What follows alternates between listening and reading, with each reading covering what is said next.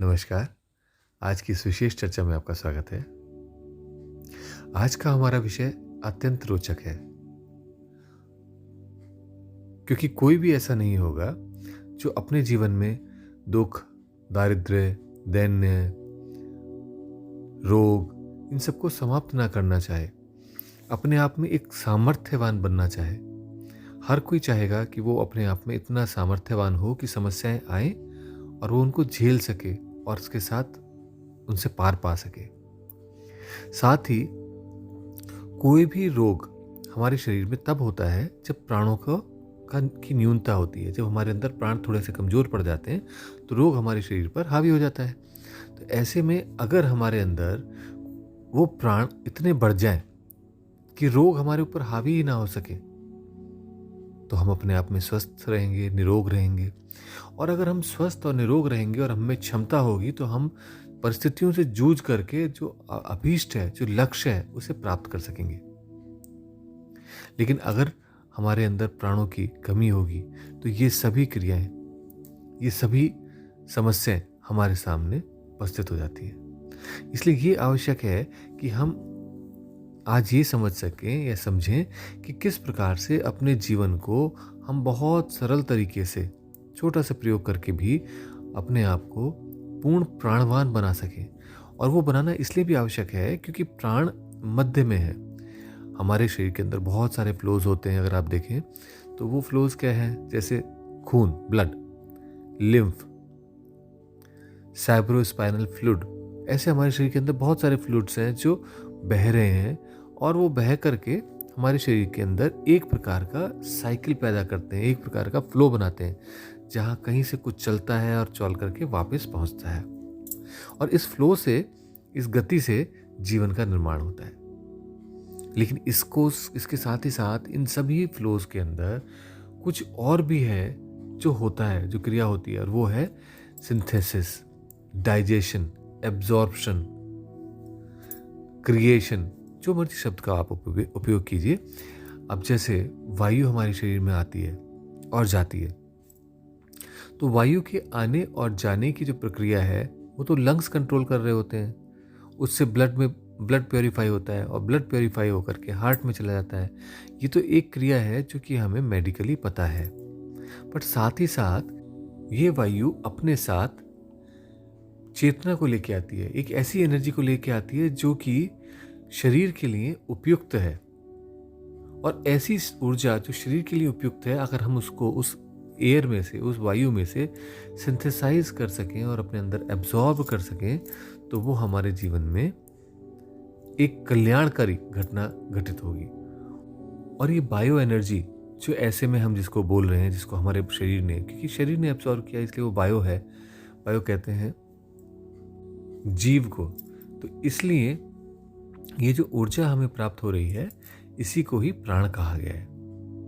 तो अब ऐसे में अगर हमारे पास सफिशिएंट प्राण है, या इतने प्राण हैं कि हमारे अंदर अत्यंत क्षमतावान हम बन रहे हैं, तो क्या होगा, हम उन सारे रोगों को प्रतिरोधक क्षमता दिखा सकेंगे।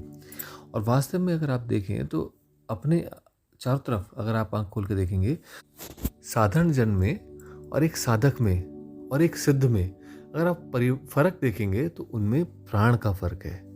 वो प्राण की क्वालिटी, प्राण का ऊर्जा कितनी किस्में है, क्षमता कितनी किस्में है, इस सब का फर्क आता है। और एक साधक तो प्राणों से भी आगे निकल जाता है, वो उसको भी और सिंथेसाइज करता है। और वो कैसे होता है, वो भी सूक्ष्म साइकिल्स जो हमारे शरीर के अंदर नाड़ियों में चल रही हैं, उन नाड़ियों में वो जब गति करता है तो उससे जो एक नया तत्व उत्पन्न होता है, जो प्राप्त होता है, वो कहलाता है सूक्ष्म प्राण।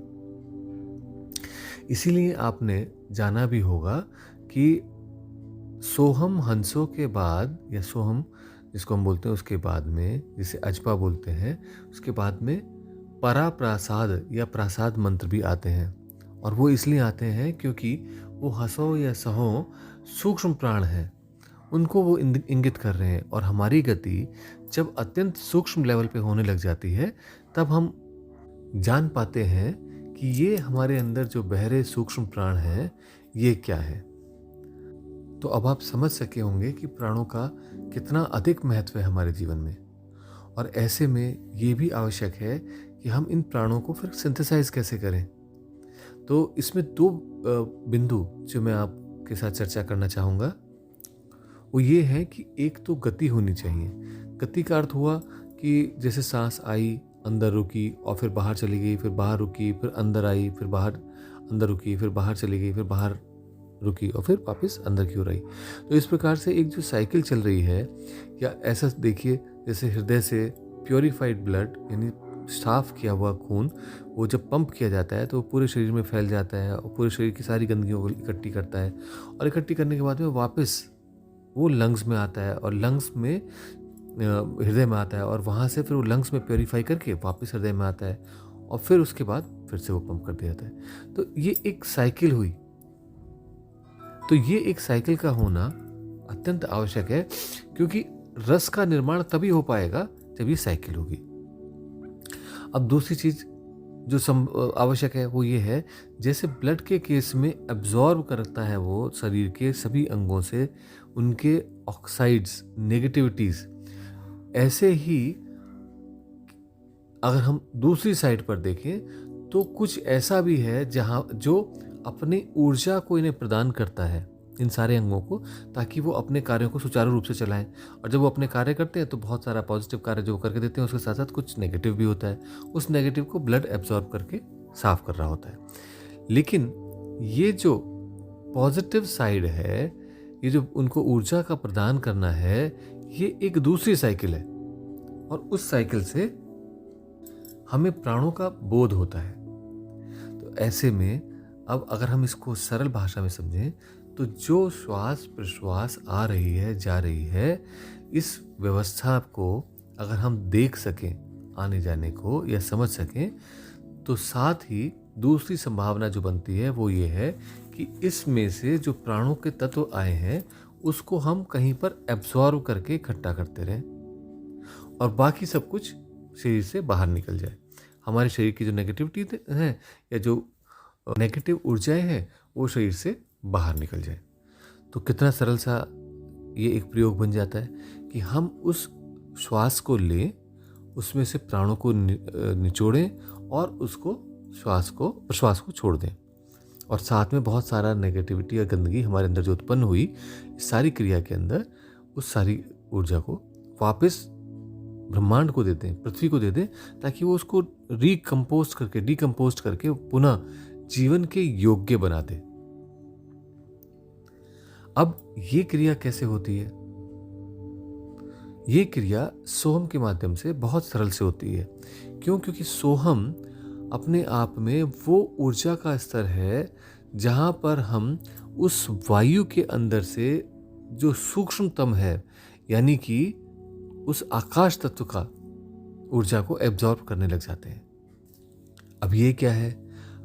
सोहम के माध्यम से, क्योंकि सोहम शब्द हैं, ध्वनि है, उनके माध्यम से हम अपने अंदर के गति को, यानी कि वायु से आकाश की ओर होने वाली गति को एक्टिवेट कर देते हैं। और उसके एक्टिवेशन से क्या होता है? उसके एक्टिवेशन से जो ऊर्जा आ रही है हमारे शरीर के अंदर, इस वायु के साथ वो ऊर्जा अपने आप में एक तरफ सिंथेसाइज होने लग जाती है। और वो जब ऊर्जा सिंथेसाइज हो रही होती है तो हमारा शरीर, उसको संभावना बनती है कि उसे एब्जॉर्ब कर ले। अब वो जरूरी नहीं है कि किसी केंद्र पर एब्जॉर्ब करे, वो कहीं पर भी कर सकता है शरीर एब्जॉर्ब, जहाँ जहाँ उसकी संभावना है। लेकिन उसको वो अगर हमें देर तक एब्जॉर्ब करके रखना है तो हमें उसे अपनी नाभि तक लेके आना होगा।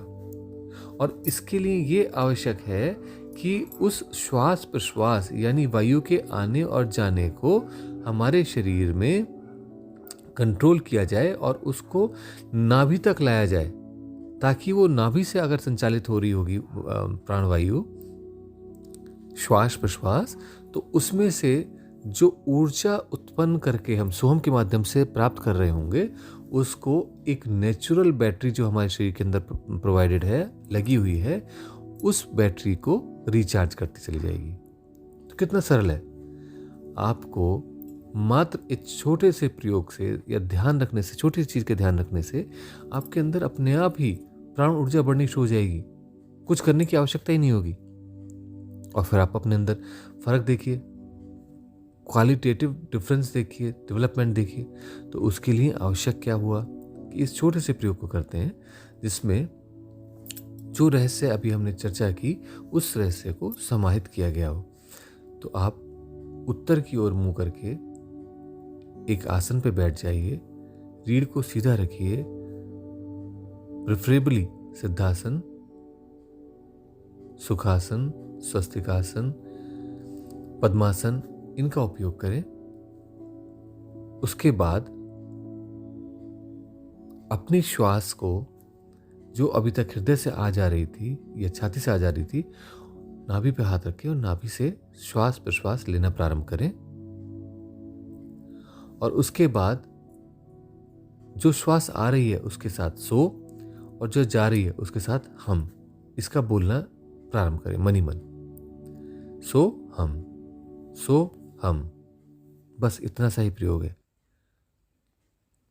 मात्र 10 मिनट भी अगर आप इसको कर लेते हैं तो आपको इतनी अधिक ऊर्जा मिल जाती है कि पूरा दिन आप उसको यूज कर सकते हैं, उपयोग कर सकते हैं और अपने आप में प्रफुल्लित बने हुए अपने सारे कार्यों को कर सकते हैं। तो इसको प्रयोग को करके देखिए। आशा है कि आपको इसके रहस्य जो समझ में आए हैं उनको आप अनावृत कर सकेंगे, अपने लिए भी अपने जीवन में इस प्रयोग को करते हुए उन्हें अनुभव कर सकेंगे और जीवन को धन्य बनाएंगे। आज के लिए इतना ही।